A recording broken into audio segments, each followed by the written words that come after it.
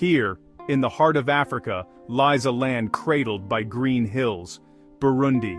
The air itself seems to move in slow motion, heavy with the scent of damp earth and sweet wild blossoms. Sunlight spills over the landscape, painting the rolling terrain in strokes of gold and emerald. The wind is a constant companion, a soft whisper that rustles through tall grasses and acacia trees, carrying stories from one valley to the next. It is a place of profound quiet, where the loudest sounds are often those of nature itself. The distant call of a turako, the gentle hum of insects, the sigh of the wind. This is a land that breathes. Vast savannas stretch toward an endless horizon, their grasses swaying like a golden ocean.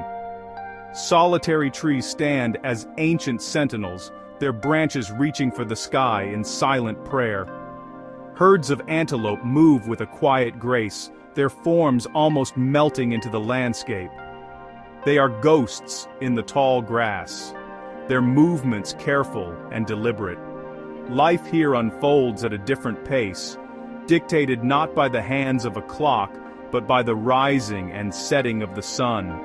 Time is measured in seasons, in the coming of the rains and the long dry spells that follow. It is a rhythm as old as the hills themselves. This is a world of high contrast beauty, where deep green valleys meet the rich red soil.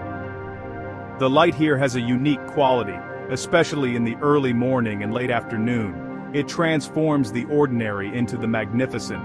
A simple dirt path becomes a ribbon of fire. A cluster of banana leaves glows with an almost otherworldly light. The very atmosphere feels thick, tangible, as if you could reach out and hold it in your hands. Every detail, from the smallest beetle to the grandest vista, contributes to a portrait of breathtaking, raw beauty. The land is not just a backdrop, it is the central character in this unfolding story. Suspense hangs in the stillness. It is the suspense of survival, of life lived on the very edge. Every creature, from the smallest insect to the largest mammal, is part of a delicate dance. The crowned crane steps elegantly through the wetlands, its golden crest a flash of brilliance against the muted tones of the marsh. Hippos emerge from the water with a great slow yawn, their presence a reminder of the raw power that lies just beneath the surface. Here, beauty and danger are intertwined. The serenity of the landscape belies the constant, quiet struggle for existence that defines every living thing within it. As dusk settles over the hills, the world transforms. The vibrant greens and golds of the day give way to deep blues and purples. In the small mud brick homes that dot the landscape, families gather. But here, the night brings a different kind of darkness. There is no flick of a switch to hold it back. Electricity is a distant dream, a concept from another world. The only light comes from the moon, the stars, or perhaps a single precious candle, its flame flickering like a captured star. The glow is small, casting long, dancing shadows that make the familiar seem strange and mysterious. Inside these homes, life is stripped to its essentials. The floors are hard-packed earth, cool against the skin.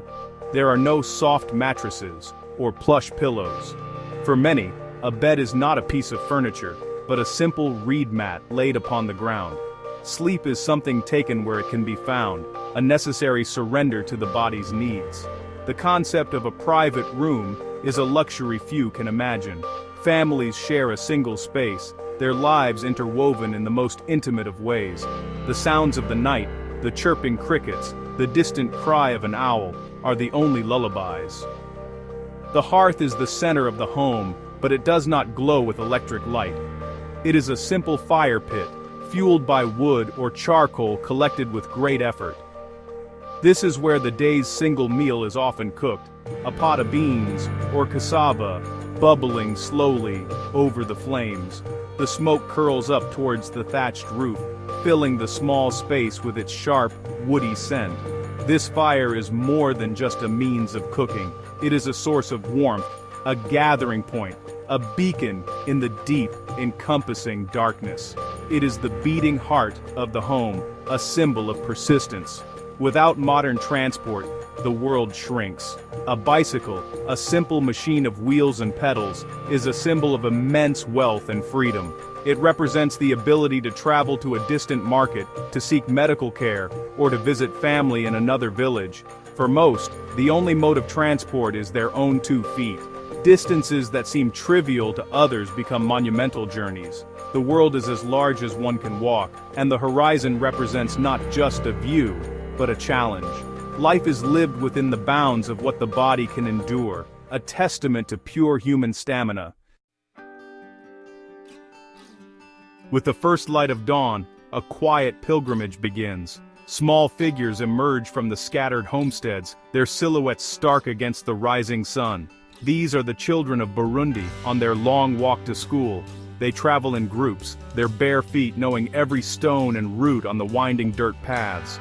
The journey can take hours. They walk through misty valleys and up steep hillsides, their laughter and chatter echoing in the morning air. They carry no heavy backpacks, only the hope of knowledge. Their school may be a simple building with no windows, but it is a gateway to a different future. Their determination is a quiet, powerful force. They walk without complaint, their pace steady and rhythmic. The world around them is their classroom. They learn the names of the birds that sing in the trees and the plants that grow by the roadside. They watch the columns of ants marching with purpose and the chameleon changing its colors on a branch. This daily trek is more than just a commute. It is an education in resilience. It teaches them about endurance, about community, and about the sheer effort required to move forward in life. Each step is an act of faith in tomorrow. In the villages, family life revolves around ancient routines. The day is structured by essential tasks. Women walk for miles to fetch water, carrying heavy containers on their heads with a balance and grace that seems impossible. They work in the fields, tending to crops of beans, corn, and cassava under the hot sun. Their hands are skilled, their movements efficient, passed down through generations. There is a deep connection to the land, a reliance on its generosity. The harvest is not just food, it is survival. It is the culmination of months of hard work and patient hope. Amidst the labor, there are moments of simple joy, a baby's laugh, a shared joke between neighbors, a song sung while working in the fields. These small sparks of light illuminate the hardship. In the evenings, elders share stories, their voices weaving tales of the past, of ancestors and spirits. These stories are the threads that bind the community together, providing a sense of identity and belonging.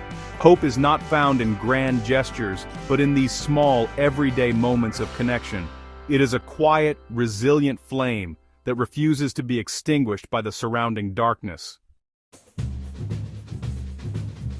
Where paths converge, the market comes to life. It is a riot of color, sound, and scent, a vibrant explosion in the quiet landscape.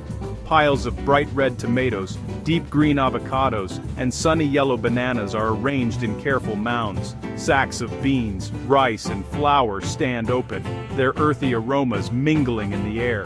Women in brilliantly patterned fabrics navigate the crowded pathways, their voices a lively hum of bargaining and greeting.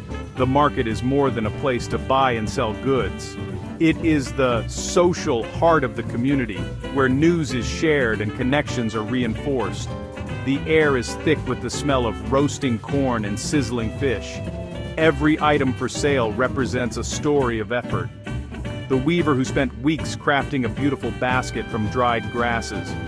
The farmer who rose before dawn to harvest his vegetables. The fisherman who cast his nets into the lake in the deep of night. Here, value is measured not just in money but in the time, skill, and labor invested.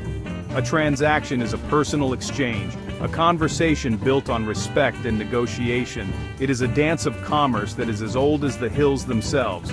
For many, a trip to the market is a long and arduous journey. They may have walked for half a day, carrying their goods on their heads or backs. The goal is to sell enough to buy essentials, salt, soap, cooking oil. Every sale, no matter how small, is a victory. It is a step away from hunger, a small measure of security for the coming week. There is a quiet intensity to the proceedings, a sense of urgency that lies just beneath the surface of the lively chaos. The market is a theater of survival where the drama of life plays out in every transaction. Yet even here, amidst the struggle, there is laughter. It rings out, genuine and unrestrained. Friends embrace, sharing stories and jokes. Children chase each other through the crowds, their faces alight with glee. The market is a testament to the human need for community, for connection, for a shared experience. It demonstrates that even in the face of profound hardship, the spirit finds reasons to celebrate. The vibrant, pulsating energy of the market is the very heartbeat of Burundi, a rhythm of resilience that echoes across the land. The rivers and lakes are the lifeblood of Burundi. They are sources of water, food, and transport. Along the shores of Lake Tanganyika, one of the world's oldest and deepest lakes, life moves to the rhythm of the water. Fishermen in long, narrow dugout canoes paddle out into the vast expanse, their silhouettes small against the immense body of water. They work through the night, using lanterns to attract the small silvery fish known as dagaya. Their work is dangerous and uncertain, a constant gamble with the elements. The lake gives, but it can also take. The water itself is a world of wonder. In the clear shallows, brilliantly colored cichlids dart between the rocks, their scales flashing in the sunlight. These small, vibrant fish are a living mosaic, a hidden treasure beneath the surface. Hippos wallow in the deeper pools, their massive forms submerged, with only their eyes and nostrils visible. They are the ancient guardians of the river, a powerful and unpredictable presence. Crocodiles bask on the sandy banks, their stillness a perfect camouflage. The river is a place of both serene beauty and primal danger. For the communities along the banks, the river is central to every aspect of daily life. It is where clothes are washed, the bright fabrics laid out on the rocks to dry like a patchwork quilt. It is where children splash and play, their laughter echoing across the water. It is a source of drinking water, carried home in heavy containers. The river is a constant, a provider, a sacred space. Its flow mirrors the flow of life itself, sometimes calm and gentle, sometimes powerful and turbulent. People here learn to read the river to understand its moods and respect its power.